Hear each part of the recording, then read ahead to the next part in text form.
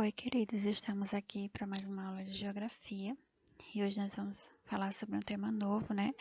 A gente está iniciando hoje o conteúdo do segundo bimestre e aí é uma continuação do conteúdo, na verdade, que nós vimos nas aulas anteriores, mas é um assunto já do próximo bimestre, né? Do segundo bimestre. E aí a gente vai falar hoje de comunicação cartográfica, tá?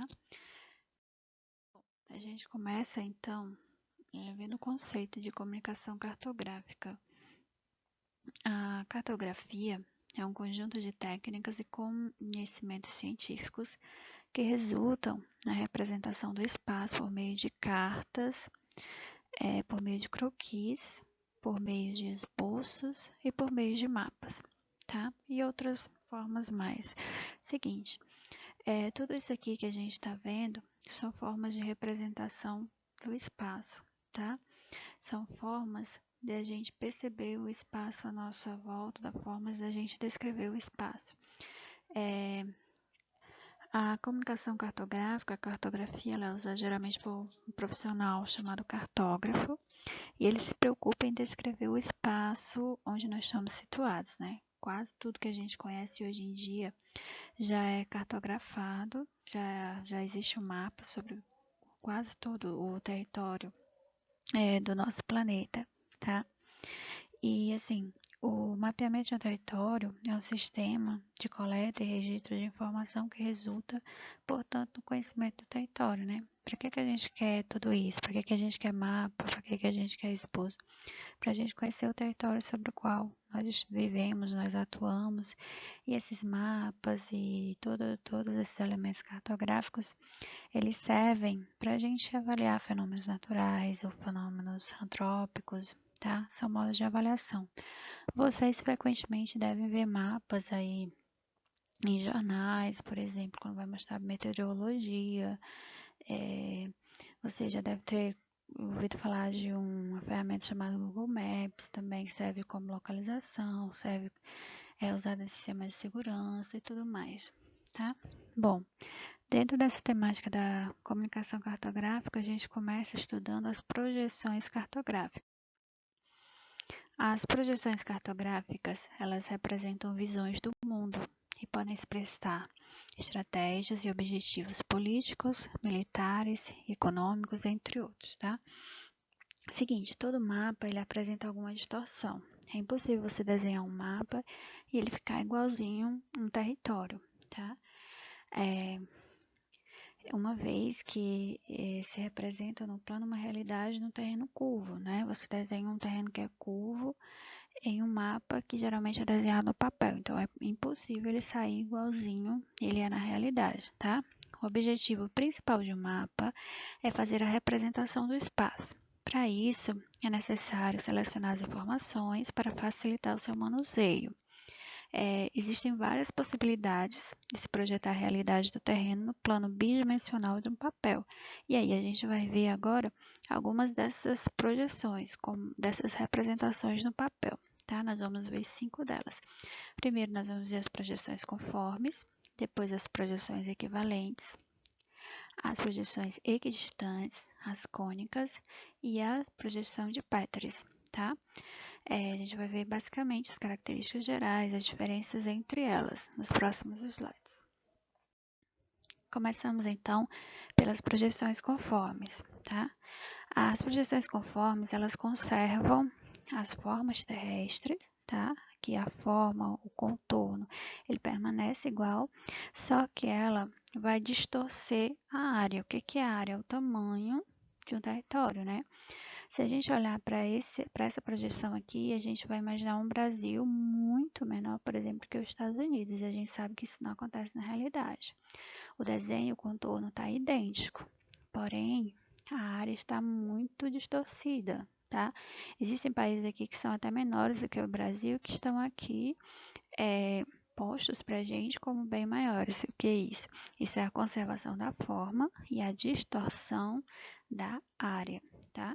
Então, o que são as projeções conformes? Elas são projeções que conservam as formas em detrimento das áreas, tá?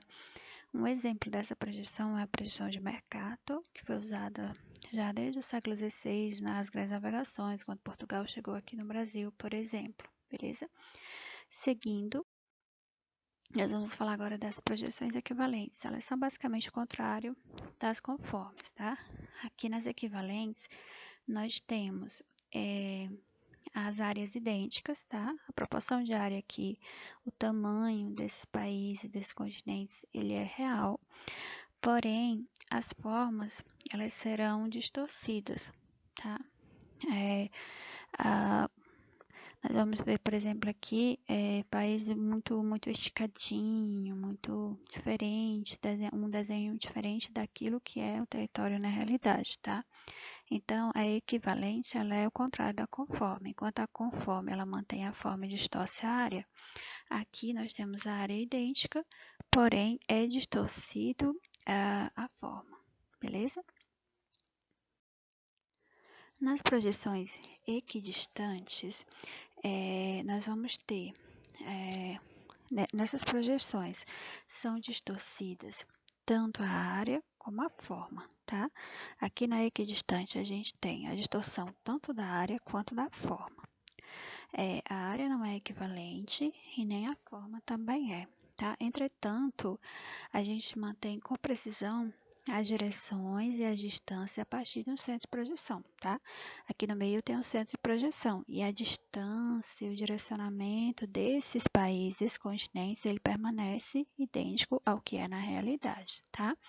Então, só para vocês entenderem, a equidistante, ela vai distorcer tanto a forma quanto a área, porém, as direções e as distâncias vão permanecer as mesmas, beleza? Já as projeções cônicas, geralmente elas são utilizadas para representar áreas próximas, com o máximo de precisão de localização, tá? Sempre que eu quero projetar uma área que é próxima da outra, eu uso a projeção cônica, tá? Elas geralmente são empregadas em momentos de conflitos localizados. Por exemplo, o Brasil resolve entrar em guerra contra a Argentina. São países próximos, e aí eu posso já usar uma projeção cônica, porque ela vai me dar com precisão a localização de áreas que são próximas umas das outras, certo? Por fim, nós temos aqui as projeções, a projeção de Petris, tá? Essa projeção, ela surgiu no século XX, foi idealizada pelo um cartógrafo alemão chamado Arno Petris, por isso o nome. Ele vai elaborar um mapa do mundo em que priorizou as áreas dos países, mudando bastante as formas nas quais estamos habituados a vê-las hoje em dia. Essa representação cartográfica foi vista como a forma terceiro-mundista de projetar o globo. Seu intuito era comprovar que as projeções carregam forte influência ideológica, tá? O que é isso? O Peters aqui, ele projeta a Terra numa forma mais justa, tá? Se você observar os outros mapas, geralmente os países aqui do norte, os países mais ricos, os países de primeiro mundo, vão parecer bem maiores que os países de terceiro mundo. Por isso que essa projeção é chamada de terceiro mundista. A gente sabe que aqui da linha do Equador para baixo a gente tem os países mais pobres, tá? E para cima a gente tem os mais ricos. E geralmente esses países mais ricos, eles são projetados de forma a parecerem maior em relação aos países mais pobres, beleza? Para finalizar, quando a gente desenha um mapa, geralmente a gente traz um tema dentro desse mapa, né? E aí, dentro dessa situação, eu vou trazer para vocês dois tipos de cartografia, que primeiro, a cartografia topográfica e a cartografia temática. O que é a topográfica? De um modo bem simples, para vocês entenderem de primeira. A topográfica, ela vai trazer mais detalhes, tá? Sobre o relevo que ela está representando, enquanto a temática, ela geralmente só vai abordar um tema. Por exemplo, esse mapa que eu trouxe aqui, ele vai falar especificamente sobre as relações de emprego e valor no Brasil, tá? Ou seja, ele tem um tema e aí ele trata somente desse tema. Aqui ele não vai trazer hidrografia, ele não vai trazer relevo, nada disso. Ele só está mostrando para a gente as relações de emprego e valor no Brasil, tá? Nesse mapa aqui, por exemplo, quanto mais vermelho, maior o número de pessoas empregadas por 100 hectares do território brasileiro, tá? Quanto menos fraca a corzinha, menos pessoas empregadas. Então, a gente trouxe aqui um mapa para falar somente de emprego e de valores, beleza? Enquanto aqui a cartografia topográfica, ela vai trazer vários detalhes, ela vai trazer aqui o relevo, ela traz a hidrografia e outros detalhes mais, tá? Então, só para vocês entenderem sem muita complicação.